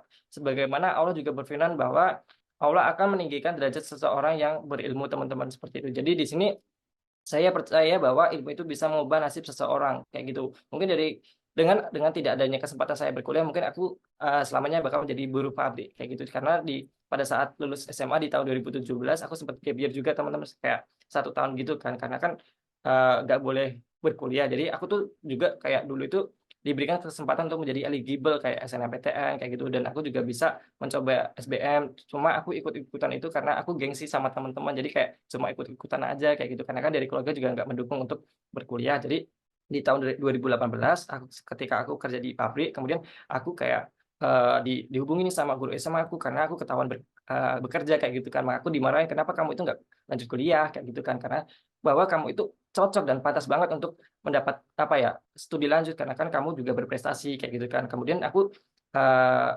ditawarin beasiswa di UT, beasiswa di UT itu kan kayak per UPBJJ kan ada kuotanya, kayak per UPBJJ di UT Surakarta itu cuma 25 kursi, yang dimana prodi itu udah ditentukan. Kenapa itu prodi ditentukan? Karena biar bisa mempermudah untuk mengelolanya teman-teman kayak gitu. Jadi prodinya itu ilmu hukum, sedangkan aku berasal dari SMA IPA. Padahal aku itu pengennya prodinya itu kimia atau mungkin yang berbau tentang hitung-hitungan kayak matematika kayak gitu kan teman-teman. Yang awalnya itu aku menolak, tapi nggak boleh menolak, kamu itu harus mencoba dulu. Ya udah deh, ketika aku mencoba dan ternyata aku berhasil mendapatkan beasiswa tersebut, walaupun aku itu daftarnya kayak diem-diem gitu loh teman-teman. Jadi aku tuh daftar beasiswa di UT itu sempat diem-diem karena takutnya nggak diperbolehkan sama keluarga. Ya udah deh, aku keterima beasiswa. Habis itu kayak dari keluarga selalu menuntut bahwa kamu itu harus bekerja gimana caranya bisa mencari duit dan bisa membantu perekonomian keluarga. Yaitu maka dari itu kemudian saya kayak berusaha mungkin mencari duit itu, mengubah pola pikir saya, yaitu mengikuti lomba sebanyak mungkin biar nanti bisa mendapatkan uang sebanyak mungkin juga teman-teman. Jadi makanya mungkin dari Melisa tahu juga gimana isi CV ku yang sebenarnya sampai bawah kayak gitu kan. Jadi di sini mungkin salah satu semangat saya ketika kenapa CV saya itu penuh, karena aku ingin mendapatkan uang juga sebanyak mungkin, dan di mana ketika aku berkuliah, lomba itu tak jadikan sebagai salah satu mata pencaharianku kayak gitu teman-teman. Jadi di sini teman-teman juga bisa merubah mindset bahwa kita itu walaupun sedang berkuliah, kita bisa mencari duit dengan metode baru kayak gitu. Kalau kita cuma berkuliah sama kerja di lapangan, aku rasa itu bakal kayak menyita waktu kita, terus CV kita nanti bakal kosong kayak gitu. Sedangkan ketika kita berkuliah, kita ikutan lomba, kita bisa menjadi asisten dosen, kita bisa menjadi pengabdi kampus atau mungkin beberapa volunteer yang lainnya. Aku rasa itu lebih bermanfaat daripada ketika kita menjadi bagian dari apa ya kayak bekerja di lapangan kayak gitu. Bukan saya memberikan suatu underestimate, cuma di sini saya ingin memberikan suatu gambaran bahwa kita itu bisa mencari jalan keluar alternatif yang dimana itu bisa menjadi peluang buat teman-teman semua. Maka dari itu di sini saya percaya bahwa education is the most powerful weapon which you can use to change the world. Jadi pendidikan adalah senjata yang paling tajam yang bisa mengubah dunia kayak gitu teman-teman. Jadi di sini aku harap teman-teman juga bisa merubah pola pikir kita bahwa kita itu bisa berkembang dengan adanya ilmu dan beasiswa kayak gitu. Bisa di next. Oke, jadi selama berkuliah atau mungkin ketika kita ingin melanjutkan studi lanjut, hambatan terbesar seseorang itu pasti ada 5 ini teman-teman. Ada pernyataan dari terlalu memikirkan omongan orang, kemudian takut menghadapi kegagalan, tidak percaya diri, bahkan tidak memiliki tekad untuk ambisi kayak gitu. Dan kelima adalah faktor ekonomi. Mungkin dari 5 hambatan ini yang paling besar adalah faktor ekonomi, karena dengan adanya ekonomi yang rendah atau mungkin krisis itu seseorang tidak akan merasakan gimana rasanya kita itu ingin studi lanjut kayak gitu, karena ketika kita nggak punya uang kita nggak berani mau apply ini kayak gitu. Makanya di sini ada 5 hambatan besar yang saya risam atau mungkin saya rekap, yang di mana itu ada 5 hambatan yang di mana yang paling besar itu pasti di faktor ekonomi. Mungkin dari teman-teman juga bakal merasakan itu. Bisa di next. Oke, di sini saya mau memberikan suatu pernyataan bahwa beasiswa adalah katalis untuk mempertemukan kita dengan masa depan yang manis. Maka dari itu, di sini saya ingin memberikan suatu stigma bahwa ketika teman-teman itu punya beasiswa, aku rasa itu adalah salah satu kayak katalis. Katalis itu kayak suatu zat yang dimana itu bisa mempercepat laju reaksi kayak gitu. Kenapa menjadi katalis? Karena ketika aku nggak dapat beasiswa, aku nggak bakal juga menjadi seorang mahasiswa kayak gitu kan. Ibaratnya kayak gitu teman-teman. Maka dari itu di sini beasiswa itu berupa bantuan keuangan yang diberikan kepada perorangan atau mungkin kepada mahasiswa, bertujuan untuk digunakan demi keberlangsungan pendidikan yang ditempuh. Secara umum itu beasiswa adalah sebuah program yang dapat membantu para individu dengan kemampuan finansial terbatas untuk mengakses pendidikan. Jadi pada intinya itu beasiswa itu memiliki peran penting dalam mendorong dan mendukung pengembangan sumber daya manusia yang berkualitas, memperluas peluang pendidikan, dan menciptakan dampak positif dalam masyarakat. Dalam hal ini, beasiswa itu dapat membantu penerimaannya dalam mengejar pendidikan sesuai dengan ilmu mereka sesuai bidang yang mereka kuasai. Jadi, beasiswa ini dapat diberikan oleh lembaga pemerintah, perusahaan, ataupun untuk dari yayasan kayak gitu. Bisa di next. Oke, jadi untuk macam-macam beasiswa yang ada di Indonesia ini sangat banyak teman-teman. Ada beasiswa unggulan, beasiswa pendidikan Indonesia, biasanya BPI, kemudian ada beasiswa LPDP, beasiswa PMDSU, beasiswa BIM, BIB, ADIK, KIPK, CSR, dan lain-lain. Jadi untuk beasiswa CSR itu biasanya beasiswa dari beberapa instansi pemerintah, instansi kayak perusahaan gitu teman-teman, kayak Jarum, ada juga BCA, BRI, BI, dan lain-lain. Nah, kemudian yang aku apply kemarin ada beasiswa LPDP. Jadi beasiswa unggulan itu mereka bakal berfokus pada gimana kontribusi teman-teman ketika selama menjadi mahasiswa. Kemudian BPI itu ada beasiswa pendidikan Indonesia yang mereka itu fokus pada prestasi teman-teman. Kemudian ada beasiswa LPDP. Kalau LPDP itu mereka bakal fokus terhadap potensi teman-teman. Beasiswa PMDSU itu bakal berfokus pada penelitian teman-teman. Jadi ketika teman-teman itu selama menjadi mahasiswa dan itu selalu fokus pada penelitian, teman-teman bisa apply di beasiswa PMDSU. Jadi PMDSU itu merupakan beasiswa fast track S2 langsung S3 teman-teman. Jadi kalau S2 kan biasanya 2 tahun, kemudian S3 kan biasanya minimal 3 tahun, karena teman-teman itu nanti ketika apply beasiswa PMDSU itu di fast track, jadi cuma 4 tahun kayak gitu. Tapi di sini teman-teman itu bakal dituntut menjadi doktor gitu. Nah, di mana teman-teman itu harus kayak bermodalkan juga berkaitan sama penelitian sama publikasi jurnal kayak gitu. Kemudian ada beasiswa BIM yang dimana ini juga fokus pada kayak prestasi teman-teman sama potensi teman-teman. Kemudian ada beasiswa BIP. BIP itu sama dengan beasiswa LPDP. Cuma LPDP itu dari yang di bawah naungan Kemdikbud. Kalau BIB itu beasiswa di bawah naungan Kemenak kayak gitu teman-teman. Kemudian beasiswa ADIK itu untuk teman-teman yang berasal dari afirmasi kayak Papua dan lain-lain. Kemudian beasiswa KIPK itu buat teman-teman yang mungkin dari keluarga yang ekonomi kurang, teman-teman bisa dan berprestasi atau mungkin berpotensi, teman-teman bisa apply beasiswa KIPK. Kemudian ada beasiswa CSR tadi yang dimana itu berasal dari beberapa perusahaan atau mungkin beberapa instansi kayak gitu. Jadi di sini ada beberapa beasiswa dari Indonesia. Cuma kalau teman-teman mau lebih jauh lagi, teman-teman bisa searching di Google, itu masih banyak banget beasiswa-beasiswa yang ada di Indonesia. Aku dapat salah satu beasiswa itu, Kak. Wah, Masya Allah, Bismillah, bermanfaat ya, Kak. Jadi mungkin teman-teman ketika mau mengeksplor lagi, teman-teman bisa mempersiapkan mulai dari sekarang. Kalau untuk yang untuk S2, teman-teman nanti bisa persiapan untuk beasiswa unggulan, BU, ada BPI, LPDP, PMDSU, BIM, BIP. Itu buat teman-teman yang mau jenjang S2 sama S3. Bisa di next. Oke, di sini ada beberapa hal yang harus teman-teman perhatikan ketika mau apply untuk beasiswa. Jadi yang pertama itu ada self awareness yang dimana kita itu harus kayak introspeksi diri teman-teman, yang dimana kita itu harus introspeksi yang dimana kayak ketika kita mau apply beasiswa, aku itu sudah pantas belum sih mau apply itu, apa sih kekurangan dalam diriku ketika aku nggak ada modal apa-apa, tapi kalau aku mau apply ya kayak buang-buang duit kan teman-teman. Jadi ketika teman-teman mau apply sesuatu, mau apply salah satunya seperti beasiswa, teman-teman itu juga harus kayak melihat kesiapan diri teman-teman kayak gitu. Jadi teman-teman, aku rasa lebih kayak well prepare aja sih buat memberikan yang terbaik ketika teman-teman itu mau apply beasiswa kayak gitu. Yang kedua, lengkapi berkas administrasi beasiswa tersebut teman-teman, yang dimana ketika teman-teman itu mau apply beasiswa kayak semisal ada APDP kayak gitu kan teman-teman, itu kan wajib kayak submit buat kayak TOEFL kayak gitu kan. Nah, ketika teman-teman itu melengkapi berkas administrasi, jangan sampai ada yang kayak dari lembaga yang bodong kayak gitu, kayak ada yang memalsukan apa ya, kayak berkasnya kayak gitu teman-teman. Kalau kemarin ada yang berkasnya TOEFL itu kayak apa ya, kayak di apa ya, ditipu atau mungkin kayak diganti gitu loh teman-teman, kayak mau melakukan penipuan yang dimana itu berkasnya nggak asli. Nah, itu kemarin langsung di blacklist dari LPDP dan nggak bisa apply untuk beberapa beasiswa yang lainnya karena nama dia itu udah jelek banget, yang dimana sudah melakukan tindak pidana penipuan kayak gitu, karena kan dia melakukan berkas yang tidak melampirkan berkas yang tidak asli. Jadi teman-teman ketika mau apply beasiswa, aku rasa berikan yang terbaik dan selalu melakukan kejujuran kayak gitu, karena kejujuran adalah salah satu hal yang paling diutamakan ketika kita mau menjadi seseorang yang lebih besar lagi kayak gitu. Nah, biasanya untuk lengkapi berkas administrasi kayak beasiswa PMDSU yang fast track S3, mereka membutuhkan yang namanya surat kesehatan teman-teman. Jadi kan karena beasiswa PMDS itu kan fast track kan, jadi teman-teman bisa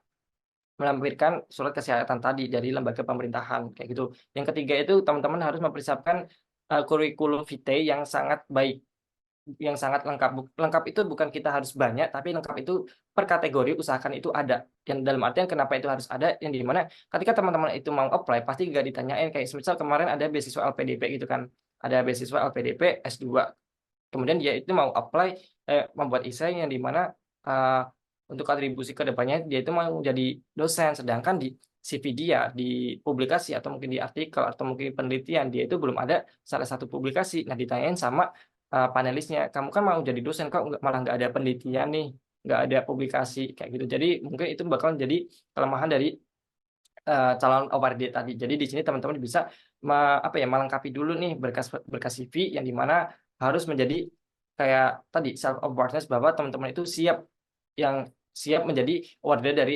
beasiswa S2 atau mungkin S1 atau mungkin S3 kayak gitu. Jadi di sini teman-teman ini kan masih ada yang semester muda atau mungkin masih di semester tengah-tengah, teman-teman bisa mempersiapkan kurikulum vitae untuk bisa menjadi apa ya, kayak modal teman-teman ketika mau apply beasiswa. Karena sekarang beasiswa itu kayak tadi teman-teman bahwa ada beasiswa BPI, dia itu terfokus pada beasiswa kayak fokus pada prestasi teman-teman. Ketika kamu punya prestasi sebanyak mungkin, ketika kamu wawancara itu salah, dia bakal bukan salah sih, kayak biasa aja, teman-teman bakal dipertimbangkan kayak gitu. Kemarin ada sih kayak temanku bilang gitu kan, dia apply beasiswa BPI gitu kan, di wawancara dia jelek tapi dia itu punya banyak prestasi. Nah, ketika kita punya kurikulum vitae yang bagus, kita punya modal, dan itu juga bisa menjadi tolak ukur kita untuk dipertimbangkan menjadi penerima atau mungkin LPDP kayak gitu.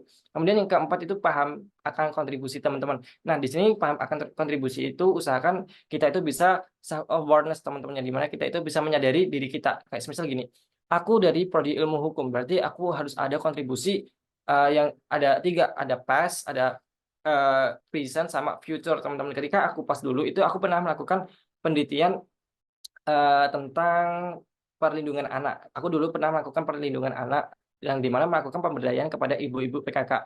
Kemudian untuk prison itu yang sekarang mungkin aku dulu juga pernah menjadi konsultan penelitian. Teman-teman aku pernah menjadi konsultan penelitian itu dari jenjang SMA sampai S3, walaupun aku dari yang masih anak apa ya kayak jenjang S1, tapi alhamdulillah saya juga udah dipercaya menjadi konsultan penelitian untuk penelitian dari mahasiswa S2 sama S3 kayak gitu. Dan alhasilnya yaitu aku mendapatkan laptop baru teman-teman yang harganya 11 juta sama iPhone, dan itu lumayan banget buat peningkatan kualitas diri saya kayak gitu. Nah, jadi di sini ketika teman-teman itu sudah tahu kontribusi teman-teman, kayak semisal tadi aku udah membantu penelitian, aku udah ada konsultasi, sama aku ada penelitian, itu bisa menjadi kontribusi saya selama kayak saat ini kayak gitu. Kemudian yang future itu kontribusi untuk kedepannya itu kamu tahu nih.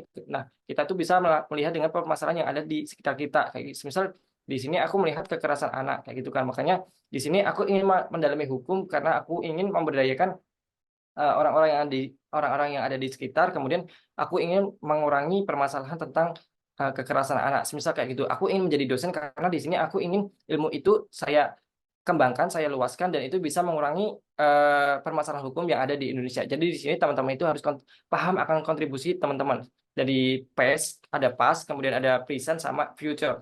Ada 3 poin ya teman-teman. Di sini kayak semisal tadi PAS, aku ada penelitian. Kemudian yang Present itu aku menjadi konsultasi penelitian. Kemudian atau mungkin aku juga pernah kerja di salah satu kantor hukum kayak gitu kan. Kemudian yang ketiga itu ada yang namanya Future. Aku ingin menjadi dosen misal kayak gitu. Maka di sini aku harus tahu nih apa yang harus aku lakukan, dan aku tahu nih modal apa yang harus aku berikan kayak gitu. Kemudian yang kelima itu kuasai bahasa asing. Kenapa teman-teman itu harus bermodalkan kuasai bahasa asing? Teman-teman itu nanti bakal membantu banget kayak misal tadi ketika kita mau apply beasiswa S2 itu ada beberapa dan mayoritas mereka itu membutuhkan kayak TOEFL teman-teman. Nah, itu untuk TOEFL itu bergantung dari jenis beasiswanya. Ada yang minimalnya 400, ada juga yang 500, ada juga yang 550, itu tergantung dari jenis beasiswanya. Tapi diusahakan teman-teman itu bisa menguasai dari bahasa asing tersebut kayak gitu. Jadi di sini aku rasa teman-teman bisa memperhatikan bahasa asing, walaupun itu tidak semuanya kayak semisal dari BPI atau mungkin beasiswa yang lain itu kan kayak nggak wajib. Cuma usahakan teman-teman itu ada modal terlebih dahulu kayak gitu. Kemudian yang keenam itu ada isai teman-teman, kayak sejenis motivation letter. Nah, untuk isinya itu nanti apa aja nanti aku bakal bahas kayak gitu. Kemudian usahakan yang ketujuh, teman-teman bisa berbuat sopan dan rendah hati. Kenapa itu sangat penting banget teman-teman? Aku tuh ada pengalaman kan kemarin.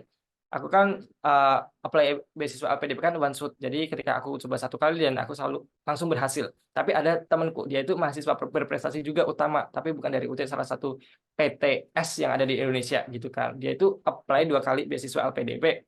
Kemudian kalau aku lihat di kehidupan in life, di hidup dia itu kayak selalu flexing kayak gitu kan. Bahkan ketika kita mau apply beasiswa, kita itu kan juga melampirkan kayak medsos kita kan, kayak dicekin juga kan. Nah, kemarin aku ada wawancara juga, dicek juga untuk media sosialku karena ke banned, jadi ya udah deh dicek yang ada aja, cuma 16 followers kayak gitu.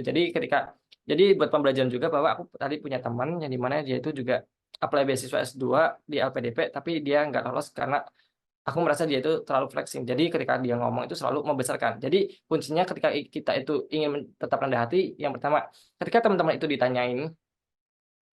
ditanyain di hal itu, dan teman-teman itu tidak kayak ketika teman-teman itu udah ditanyain dan ternyata itu tidak merujuk ke itu, jangan sampai kita langsung menambahkan hal-hal yang tidak penting. Kayak misal di CV itu udah tertulis aku menjadi mawapres. Kalau beliau itu nggak membahas tentang mawapres, jangan sampai kita mengulik itu. Kayak misal apa penghargaanmu selama menjadi mahasiswa di UT kayak gitu kan. Mungkin kita bisa menceritakan pengalaman yang berkesan. Kita nggak perlu lagi menceritakan sebanyak mungkin kayak gitu. Jadi kita bisa bercerita sesuatu yang paling berkesan. Tidak perlu kita menjelaskan sebanyak mungkin karena prestasi itu udah dicantumkan di CV, tapi kenapa kita itu harus kayak menyampaikan kembali kayak gitu loh. Jadi mungkin kita bisa bercerita yang paling berkesan kayak gitu. Kemudian yang kedua itu kita semisal ingin menjawab sesuatu yang sangat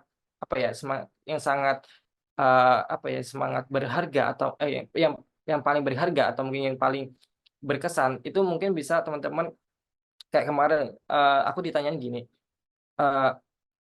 ketika kamu dari keluarga yang tidak mampu nih, apa sih kontribusimu yang paling bermanfaat kayak gitu kan. Terus aku bilang gini, mohon maaf Bapak dan Ibu, untuk pengalaman yang berkesan selama menjadi mahasiswa, alhamdulillah saya pernah menjadi narasumber di beberapa seminar, dan itu mungkin bisa menjadi bagian saya untuk bisa menjadi bagian dari kontribusi sosial saya, walaupun di beberapa seminar atau mungkin webinar saya tidak perlu dibayar kayak gitu. Jadi di sini teman-teman bisa memberikan suatu pernyataan dulu bahwa mohon maaf Ibu atau mungkin Bapak, aku di sini tidak ingin niat sombong atau mungkin vaksin, tapi alhamdulillah selama mahasiswa saya pernah menjadi narasumber di bla bla bla kayak gitu. Jadi di sini ada dua kemungkinan.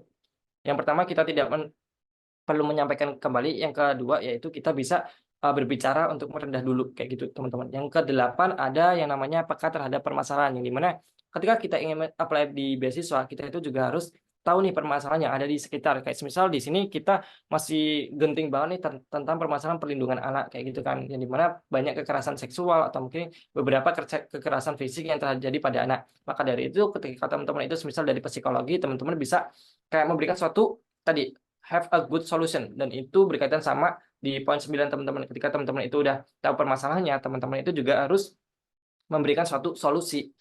Solusi itu bisa kreatif sama inovatif kayak gitu, yang dimana ketika ada permasalahan tadi kekerasan anak atau mungkin perlindungan anak, teman-teman yang psikologi bisa memberikan suatu kayak apa ya, kayak konsultasi atau mungkin beberapa hal yang lainnya. Apalagi saat ini kan gencar-gencarnya mahasiswa kayak itu kan kayak mau bunuh diri karena skripsi atau mungkin pasangan mereka. Nah, di sini teman-teman psikologi bisa menjadi konsultan terbaik bagi mereka, semisal kayak gitu. Kemudian yang ke-10 itu don't be selfish. Teman-teman itu nggak boleh egois. Kenapa teman-teman itu nggak boleh egois? Karena di sini untuk pencari beasiswa itu mereka mencari seseorang yang ingin bermanfaat kepada negara. Kayak gitu.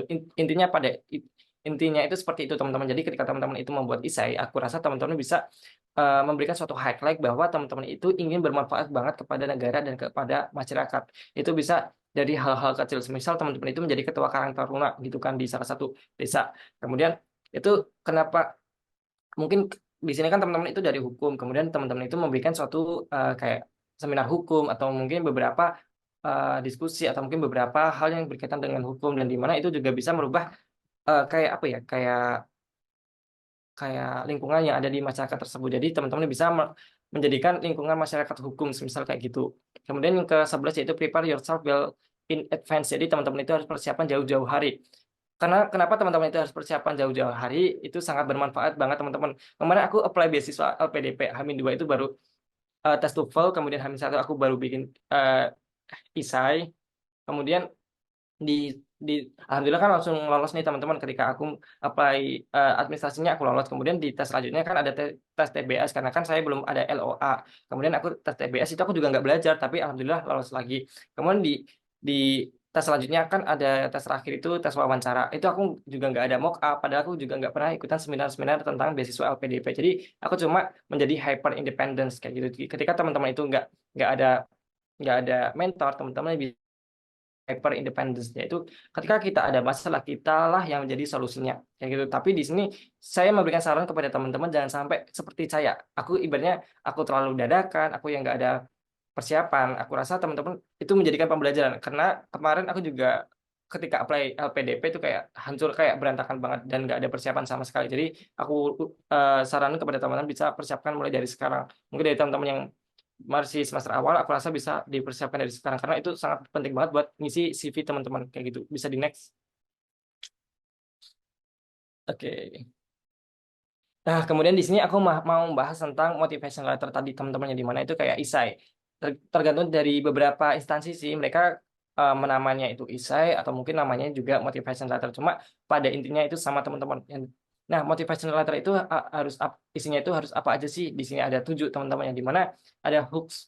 Hooks itu kayak ketika teman-teman itu ngonten kan di TikTok itu kan, teman-teman itu bisa membuat hooks dulu di awal videonya, itu mungkin bisa 5 detik atau mungkin beberapa. Tapi di sini untuk motivation letter, teman-teman itu bisa membuat hooks dengan memberikan suatu personal statement, kayak semisal dengan keterbatasan, kayak semisal aku ya, dengan keterbatasan yang saya alami, hal tersebut tidak menjadi salah satu hambatan saya untuk bisa bermanfaat kepada orang lain, karena sebaik-baiknya manusia adalah bermanfaat kepada orang lain. Mungkin itu bisa menjadi personal statement teman-teman ketika mau apply beasiswa. Itu biasanya di paragraf awal. Kemudian yang kedua itu ada introduction yourself. Jadi teman-teman itu bisa memperkenalkan diri, kayak misal aku adalah Alvin Dwi Novemanta, biasa dipanggil Alvin. Saya merupakan lulusan dari universitas terbuka, prodi ilmu hukum.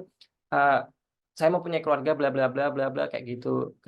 Jadi pada intinya introduction yourself itu teman-teman bisa memperkenalkan diri teman-teman bahwa teman-teman itu dari ini, dari keluarga. Misal aku dari keluarga broken home kayak gitu. Kemudian aku hidup dengan 3 wanita hebat kayak gitu.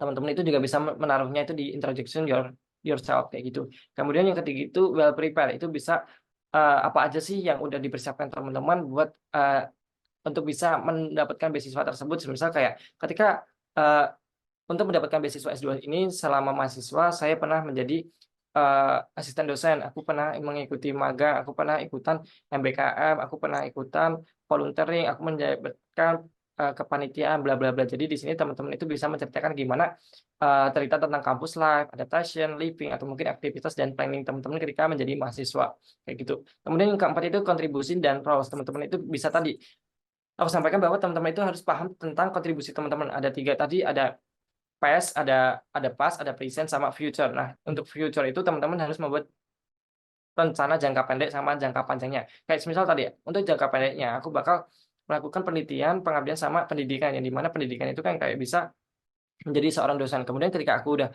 menjadi dosen, mungkin ketika aku lebih luas lagi pemanfaatannya, aku bakal menjadi NGO dan aku bisa menjadi konten kreator yang berkaitan tentang hukum kayak gitu. Karena kan aku juga menjadi konten kreator di salah satu TikTok saya teman-teman kayak gitu. Kemudian yang kelima itu ada reach and goals. Jadi ketika teman-teman itu apply beasiswa S2 di Indonesia, teman-teman kan harus ada yang namanya penelitian, itu yang disebut tesis. Kalau S3 itu namanya disertasi. Kalau untuk di luar negeri itu mereka nggak ada tesis, nggak ada penelitian teman-teman. Tapi apa ya pada intinya itu nggak ada penelitian kayak gitu seperti Indonesia. Karena kan kalau syarat kelulusan S2 atau mungkin S3 di Indonesia kan harus ada tesis sama disertasi. Jadi nanti teman-teman bisa membuat suatu rencana tentang penelitian teman-teman sama goals. Goals itu kayak apa sih yang ketika teman-teman melakukan penelitian nanti tujuannya itu seperti apa, manfaatnya itu seperti apa kayak gitu. Yang keenam itu ada reasons for future study. Ketika teman-teman itu mau melanjutkan studi itu alasannya apa sih kayak gitu. Misal aku ingin bermanfaat kepada orang lain, aku ingin merubah tatanan hukum yang ada di Indonesia. Maka dari itu di sini dengan adanya mahasiswa sebagai agent of change, sebagai social culture, aku rasa di sini mahasiswa itu merupakan salah satu modal yang bisa merubah kehidupan tatanan hukum yang ada di Indonesia dari dosen, mahasiswa, dan bisa kepada masyarakat, misal kayak gitu. Kemudian yang ketujuh itu ada reason for choosing the campus. Kenapa sih teman-teman itu memilih kampus tersebut? Misal kayak aku milih UGM untuk studi hukum karena hukum di UGM itu sangat bagus. Karena hukum di UGM itu terkenal bla bla bla karena ada penelitian ini, atau karena aku udah kenal dosen itu yang dimana itu penelitiannya sangat bagus-bagus sekali dan itu sangat relevan dengan ilmu yang saya pelajari sekarang. Jadi di sini ketika teman-teman mau apply beasiswa, aku rasa teman-teman bisa menggunakan 7 poin penting ini dan bisa memberikan suatu alasan yang sangat detail dan bisa relevan dengan ilmu yang dipelajari teman-teman untuk kedepannya kayak gitu. Bisa di next. Oke, di sini ketika teman-teman itu ingin memperkenalkan diri teman-teman dengan tadi self-awareness atau yang disebut dengan looking glass self, teman-teman bisa menggunakan START metode. Mungkin dari beberapa teman-teman dari DIT atau mungkin teman-teman yang batch 10 kemarin kan udah aku jelasin tentang START ini, untuk metode START ini. Nah, di sini aku mau ulang lagi kenapa aku selalu menggunakan START, karena ini sangat bermanfaat banget buat teman-teman yang mau bisa kayak introduce yourself using theory looking glass self. Jadi ketika teman-teman itu mau apply apapun, teman-teman itu harus tahu yang namanya looking glass self, yang dimana kita itu bisa bercermin diri kita yang bisa bermanfaat kepada orang lain dan bisa memberikan suatu ide-ide yang hebat. Jadi di sini ada metode START teman-teman, yang dimana ada situation, ada task, ada action, sama results. Nah, yang dimana situasi itu kita harus melihat situasi ini. Misal tadi aku ada permasalahan hukum, yang dimana itu tentang kekerasan anak atau mungkin kekerasan anak di suatu desa A kayak gitu. Nah, kemudian di sini itu adalah situasi. Nah, kemudian tugasnya itu apa? Tas itu tadi. Nah, karena aku anak hukum, maka di sini aku ingin mengurangi kekerasan hukum tadi dengan metode ilmu yang aku pelajarin, yaitu tentang hukum. Jadi ketika teman-teman itu nggak relevan dengan ilmu, aku rasa itu bakal agak susah dan agak struggle banget ketika ingin meyakinkan kepada review atau mungkin kepada panelis dari interviewers kayak gitu teman-teman. Jadi tadi kan ada situasinya kekerasan anak. Kemudian tugasku adalah melakukan pemberdayaan ibu-ibu PKK untuk mengurangi kekerasan anak. Kemudian ada aksi. Nah, aksinya itu seperti apa? Tadi aku aku membuat suatu program yang dimana itu jam belajar, misal kayak gitu. Aku ingin membuat suatu pedoman juga ketika teman-teman, ketika ibu-ibu itu anaknya selalu apa ya, bandel atau mungkin nakal, aku bisa membuat buku pedoman tadi. Nah, kemudian result itu hasilnya apa ya? Hasilnya anak-anak makin lebih tertata lagi kehidupannya dan mereka bakal mengurangi untuk kayak kenakalannya. Mungkin seperti itu. Itu sebagai contoh aja ya teman-teman, nanti ketika teman-teman udah menjadi mahasiswa, aku rasa bakal lebih kompleks juga untuk pemikirannya. Bisa di next. Oke, di sini gimana sih cara mengembangkan dan mendetailkan yang namanya STAR metode tadi? Kita harus menggunakan metode SMART. Tadi kan kita udah ada tadi ada apa isai tadi. Nah, isai tadi kita kembangin lagi menggunakan STAR. Nah, STAR tadi kemudian kita kembangin lagi menjadi SMART. Jadi ketika teman-teman mau apply apapun, aku rasa teman-teman bisa menggunakan 3 metode tadi kayak gitu. Yang dimana ini ada SMART, ada spesifik, measurable, attainable, relevant, sama time bound. Jadi ketika teman-teman mau apply beasiswa atau mungkin mau membuat personal statement atau membuat motivational letter, teman-teman bisa berpedoman pada ini juga SMART. Jadi untuk SMART biasanya teman-teman itu juga harus memperhatikan yang namanya spesifik. Nah, spesifik ini berkaitan sama ketika teman-teman itu ada program semisal kekerasan anak, Nah, semisal di sini itu ketika teman-teman mau melakukan program pemberdayaan, nah itu harus tahu nih spesifiknya. Spesifik itu berkaitan dengan semakin sempit tujuan teman-teman, semakin teman-teman itu juga bakal tahu nih langkah-langkah diperlukan untuk mencapai suatu tujuan yang kita inginkan tadi, yang namanya results. Kayak gitu. Nah, semisal spesifikasi itu kita harus menerapkan yang namanya 5W+1H, teman-teman. Itu kuncinya. Kayak gitu. Yang dimana itu contohnya semisal gini. Ketika ada siapa saja sih yang berperan dalam mengurangi kekerasan anak tadi, yang dimana di sini ada orang tua, ada juga sama anak. Kayak gitu. Jadi di sini teman-teman bisa memberikan suatu spesifik. Tapi di sini yang paling utama dalam mengurangi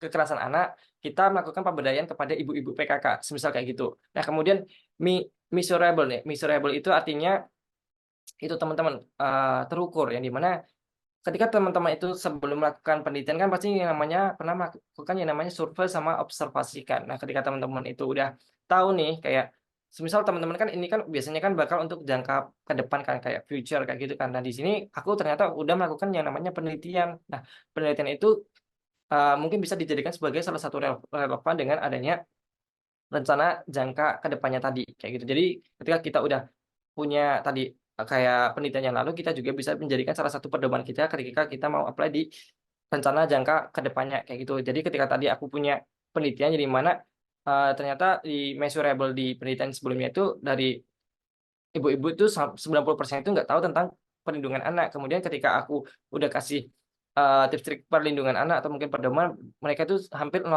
yang tahu nih tentang perlindungan anak. Maka dari itu di sini measurable itu berkaitan sesuatu yang terukur yang dimana itu bisa berkaitan dengan angka atau mungkin beberapa perilaku yang berubah kayak gitu teman-teman. Jadi di sini teman-teman itu bisa melakukan beberapa penelitian yang dimana dijadikan sebagai pedoman untuk penelitian yang kedepannya kayak gitu. Kemudian di sini ada yang namanya attainable, itu juga bisa berkaitan sama apa aja sih yang dapat dicapai kayak gitu. Nah, dengan adanya hal tersebut, dengan adanya pemberdayaan ibu-ibu PKK, maka yang dicapai adalah kekerasan anak semakin berkurang dan anak-anak itu semakin bahagia, semisal kayak gitu. Nah, relevan ini berkaitan sama apakah permasalahan itu sangat relevan di masa sekarang kayak gitu kan. Ya sangat relevan karena perlindungan anak itu kayak semakin perlu diperhatikan karena kan itu bakal berkaitan sama untuk masa depan anak, untuk masa depan negara kita, karena anak adalah salah satu kayak generasi muda, generasi emas yang ada di suatu negara kayak gitu. Makanya di sini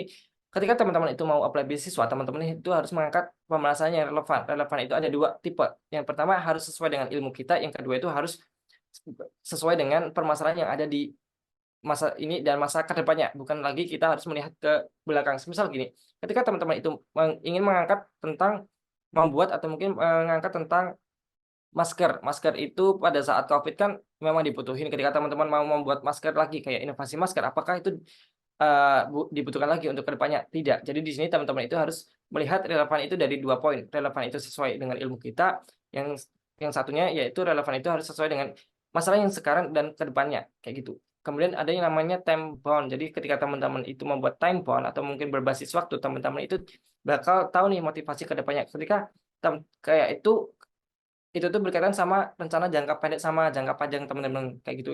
Kan untuk pemberdayaan kan kita biasanya kan ngasih kesempatan mereka kan untuk kayak mengeksplor sama belajar kan. Jadi di sini ketika aku melakukan pemberdayaan itu selama 1 bulan misal kayak gitu. Nah, 1 minggu itu aku melakukan sosialisasi, kemudian 2 minggu itu aku melakukan pelepasan kepada mereka, kemudian yang hari terakhir yang minggu terakhir itu aku melakukan monitoring kayak gitu. Jadi di sini ketika kita udah membuat timeline atau mungkin membuat time bound, aku rasa kita lebih termotivasi lagi dan kita bisa semakin semangat untuk menjalankan sesuatu kayak gitu. Jadi di sini ketika teman-teman udah di poin time bound, teman-teman itu tahu nih jangka pendek sama jangka panjangnya kayak gitu. Bisa di next. Oke, untuk teman-teman yang mau apply beasiswa, aku rasa teman-teman harus mengalihkan overthinking teman-teman itu terhadap keyakinan, fear or faith. Jadi masa depan itu bergantung sama huruf F teman-teman. Itu bergantung pada ketakutan atau mungkin terhadap keyakinan teman-teman. Jadi fear itu artinya ketakutan, dan faith itu bahwa kita itu percaya bahwa kita itu punya Tuhan dan di mana itu bisa menjadi keyakinan untuk masa kedepannya kayak gitu. Jadi ketika teman-teman itu mau apply beasiswa atau mungkin teman-teman itu ingin apply apapun deh kayak gitu, teman-teman itu harus merubah dari overthinking sama menjadi keyakinan. Aku itu punya iman dan aku itu punya Allah yang bisa membantu saya kayak gitu. Nah, di sini ada 4 pernyataan yang dimana harus diubah pada pola pikir teman-teman. Yang dimana itu yang pertama, saya itu tidak pantas mendapatkan beasiswa ini. Teman-teman harus merubah bahwa beasiswa ini adalah kesempatan bagi saya untuk berbagi ide dan mendapatkan pengalaman sebagai penerima beasiswa kayak gitu. Yang kedua, saya bukan orang yang hebat. Tidak ada orang yang sempurna, tetapi saya menjadi lebih baik dengan beasiswa yang diberikan. Yang ketiga, saya khawatir kalau saya belum bisa memberikan yang terbaik nantinya. Teman-teman bisa merubah bahwa semua orang pasti khawatir jika orang lain bisa mengatasinya, saya bisa melakukannya. Yang terakhir, tidak ada yang tertarik, tidak ada yang tertarik dari saya kayak gitu kan. Nah, itu teman-teman bisa merubahnya bahwa saya memiliki kemampuan yang bagus dan saya sepenuhnya siap. Tentu saja mereka akan tertarik dengan saya kayak gitu. Jadi di sini ada 4 poin yang harus dirubah teman-teman, bahwa di sini saya tegaskan lagi bahwa semisal ada teman-teman yang kayak yakin, teman-teman bisa menggunakan 4 poin ini dan teman-teman harus yakin bahwa teman-teman itu pantas menjadi awardee beasiswa dan teman-teman itu siap menjadi orang yang bermanfaat kepada orang lain kayak gitu. Bisa di next. Nah, sebagai kata penutupnya, teman-teman bisa menggunakan dan bisa berbekalan pada kalimat ini. Banyak orang gagal bukan karena mereka tidak mampu, melainkan karena mereka tidak memiliki komitmen. Selama kita punya tekad yang terpelihara dalam semangat, maka tidak ada kata terlambat untuk menjadi orang yang lebih hebat. Bisa di next. Oke, di sini ada kontak, teman-teman bisa berkoneksi dari saya, dan ada Facebook, ada Instagram, ada Twitter dan TikTok, YouTube dan LinkedIn. Mungkin dari teman-teman bisa berkoneksi saya dengan beberapa media sosial saya ini.